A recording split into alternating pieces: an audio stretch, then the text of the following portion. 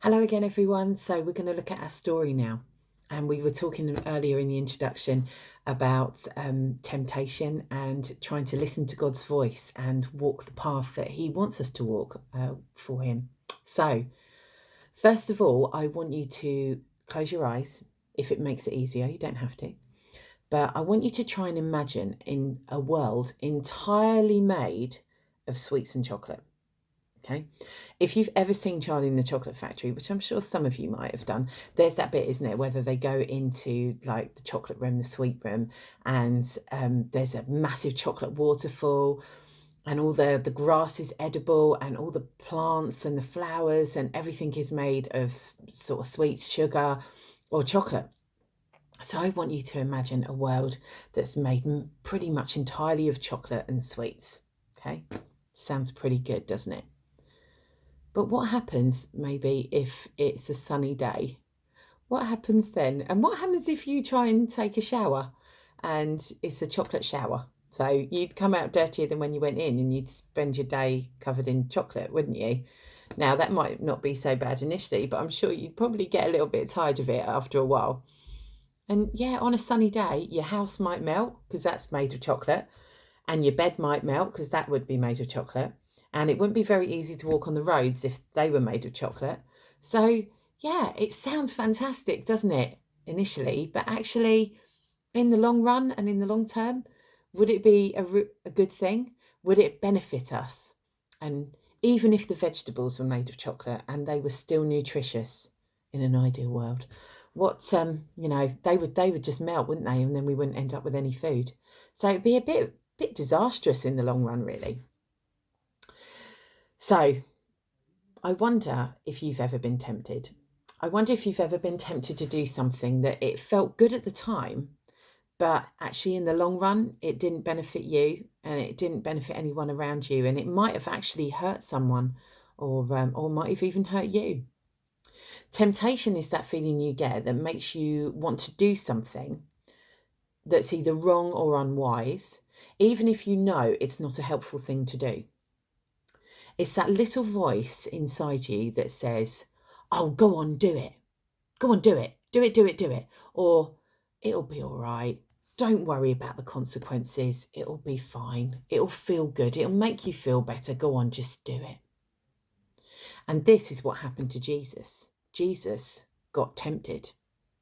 Jesus was out in the wilderness, which it's kind of like a desert. So it was very, there wasn't really much shelter at all. It was very rocky and hard terrain and virtually no food and no water. And he was very tired and he was very hungry. He'd been out there for a long time. And he was walking through the wilderness and he met a character who is the voice of temptation. And his name is Satan. And isn't it interesting that Satan's voice and Satan appeared to Jesus when Jesus was feeling really low and really vulnerable and really tired and really hungry. And Satan waited until Jesus was feeling like that, and then he appeared to him. Satan prodded and poked at Jesus. And I don't mean that in a physical sense. I don't mean that he actually stood there and he poked Jesus. He did it by tempting him. He was trying to force him to do miracles that Jesus really didn't want to do. Just like he tried to do with Jesus, Satan's mission is to lead us away from God and all of God's good ways. And he's pretty crafty as well and a bit manipulative as well, you know. One of his tricks is to subtly make us feel inadequate or forgotten or unworthy of love. And that is a huge lie.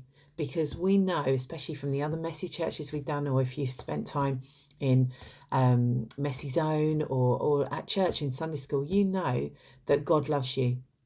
And you know that you are surrounded as well by people who love you as well. So we know that that is a big lie. But Satan is crafty and he can sometimes try and make us feel like that, like we're not worthy of people's love and that we're inadequate and that we've been forgotten.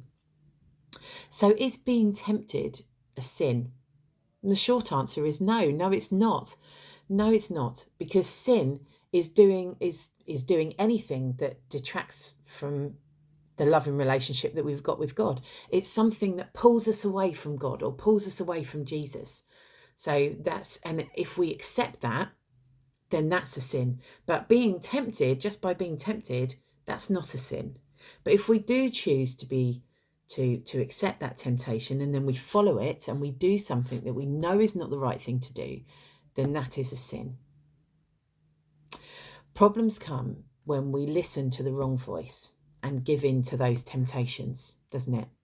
I wonder if you can think of a time when you might have listened to a wrong voice, and maybe you should have walked the right path. Maybe we've all given in to temptation at one point or another. Sometimes it's a small thing, sometimes it can be a big thing.